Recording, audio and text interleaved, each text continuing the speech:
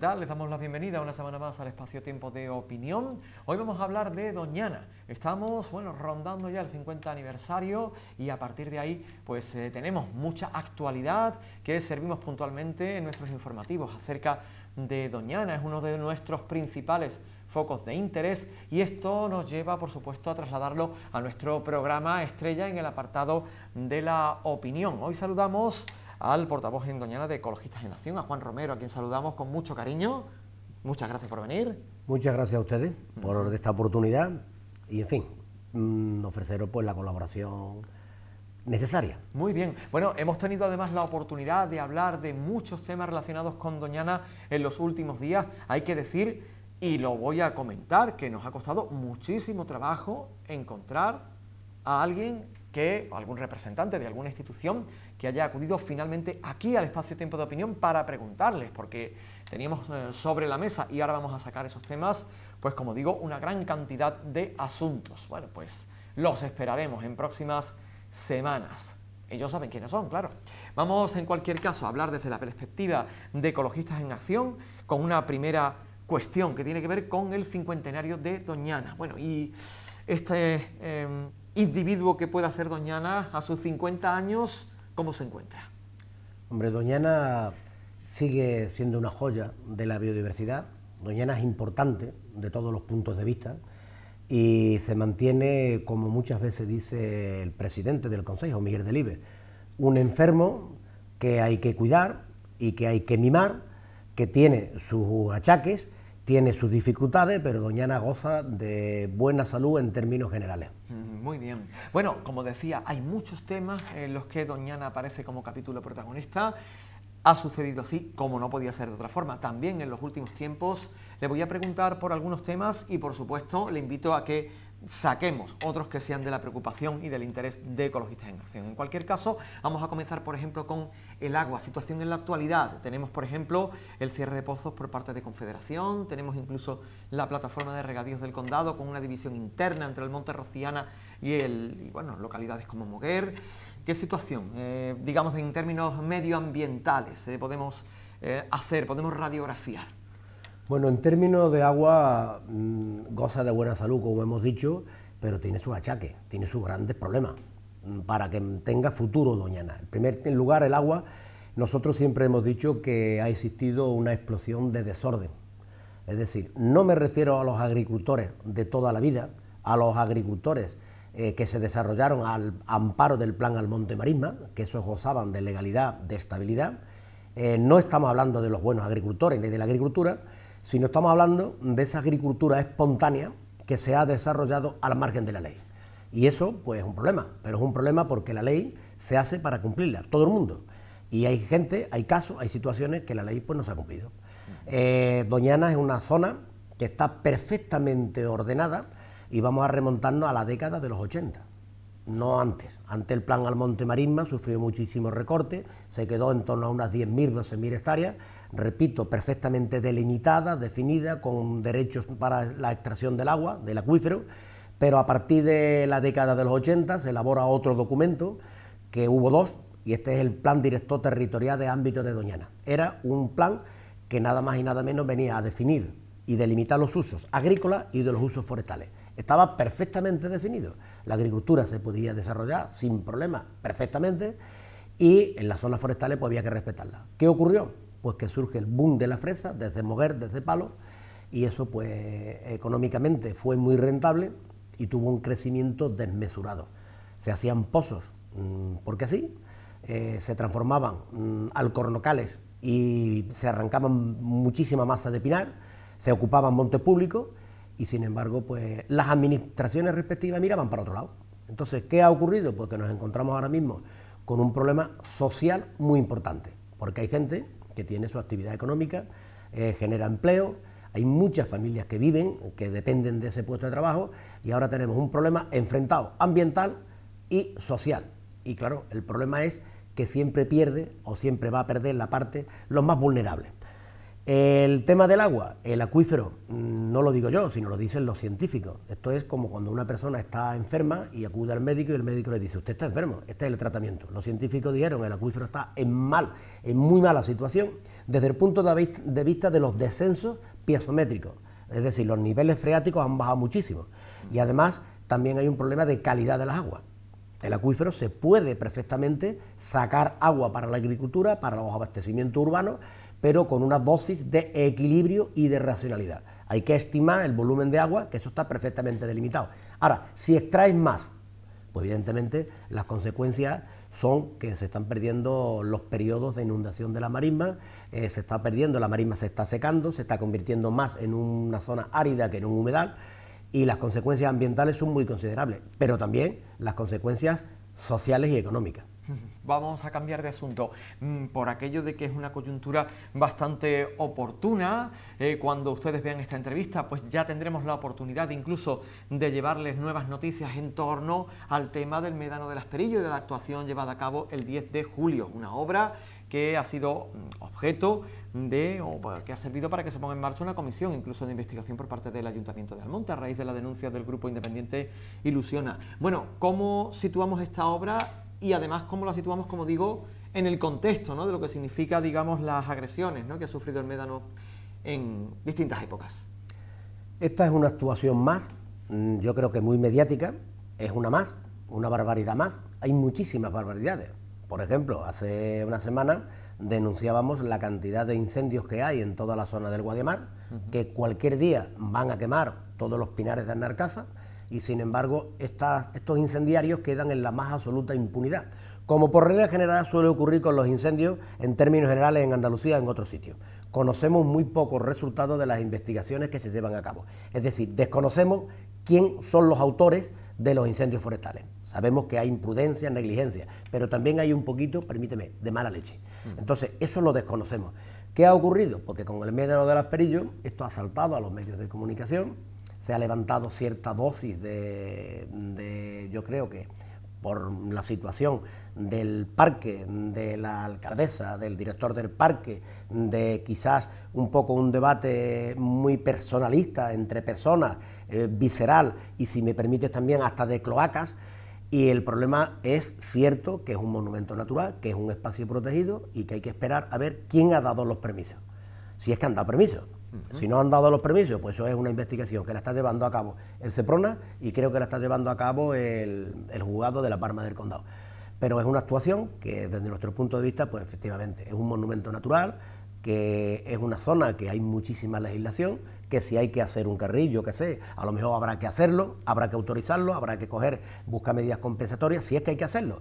Pero ahora, sin permiso, me parece que es una barbaridad. Una auténtica barbaridad, pero problemas tiene Doñana, muchísimos problemas, que no generan esta pasión tan fuerte y demás, ¿no?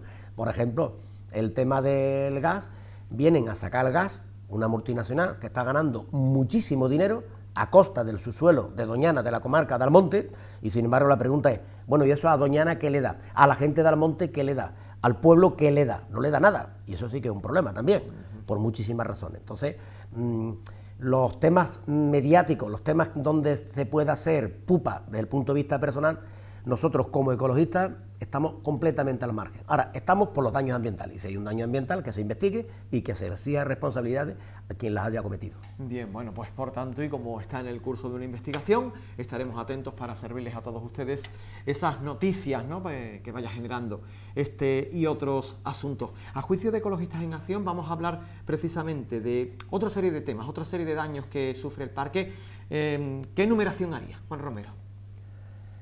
De Doñana, repito, que es una auténtica maravilla, es una joya. Todo el mundo que viene de fuera y por primera vez ve Doñana y cómo cambia, le impresiona.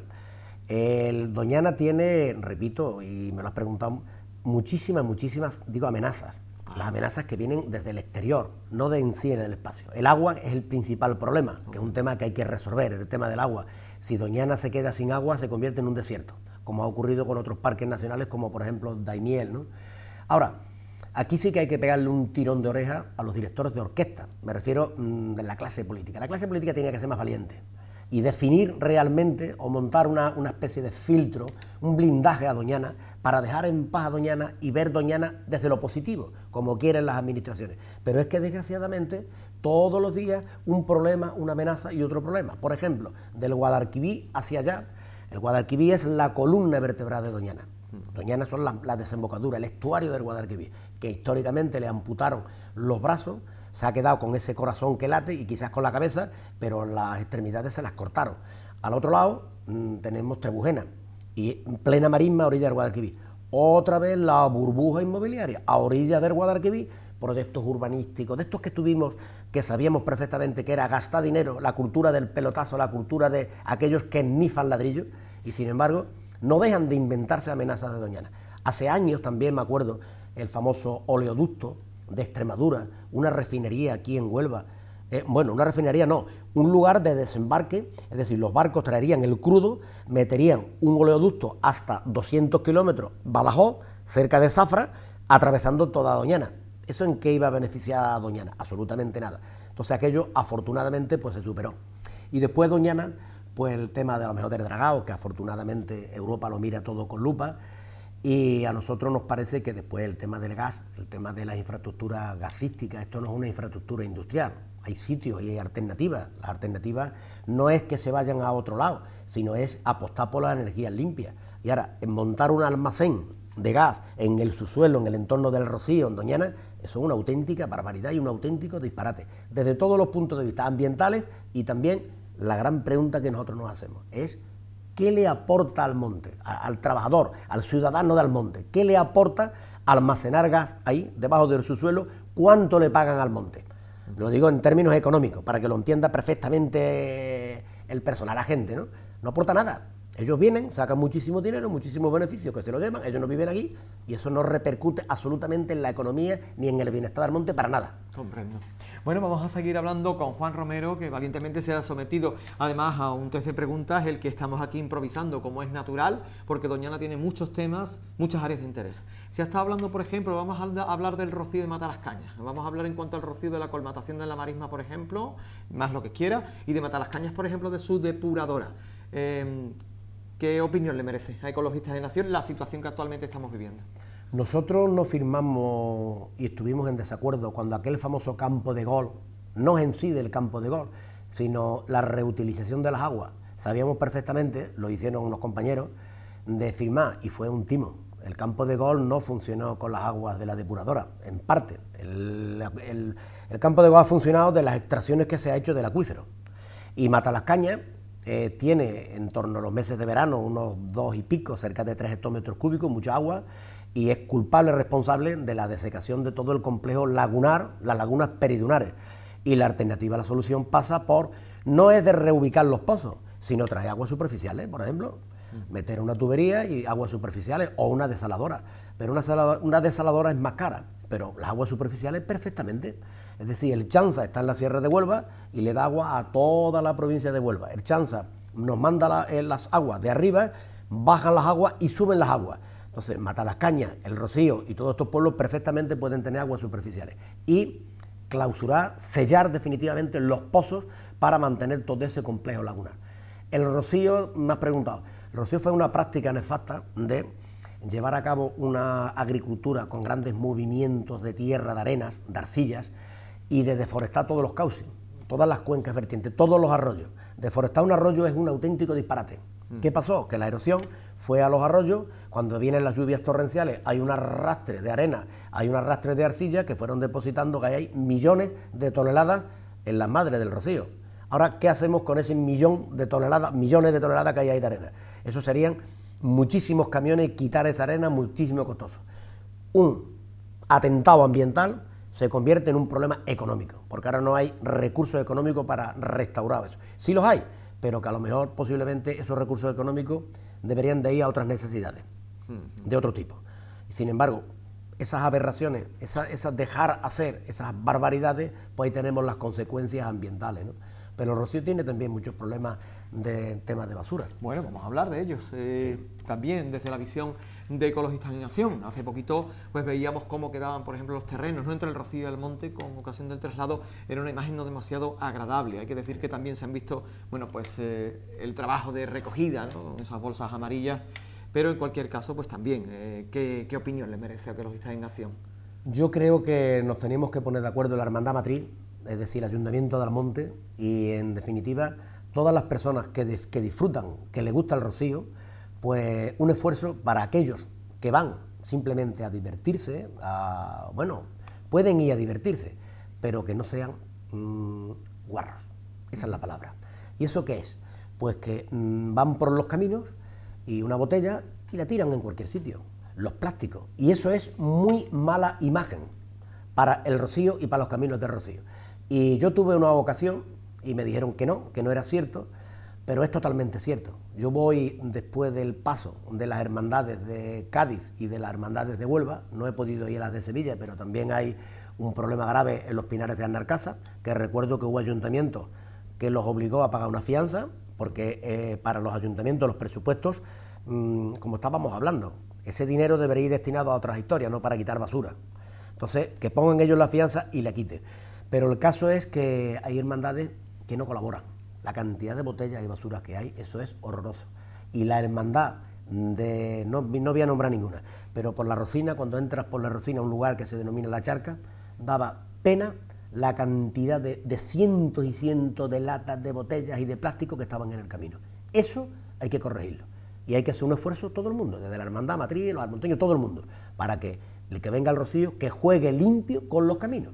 De lo contrario, pues transmitimos una imagen que lo que hacen es empañar el buen funcionamiento, creo yo, de aquellas personas que les gusta el Rocío, que van con el Rocío y que creen en el Rocío.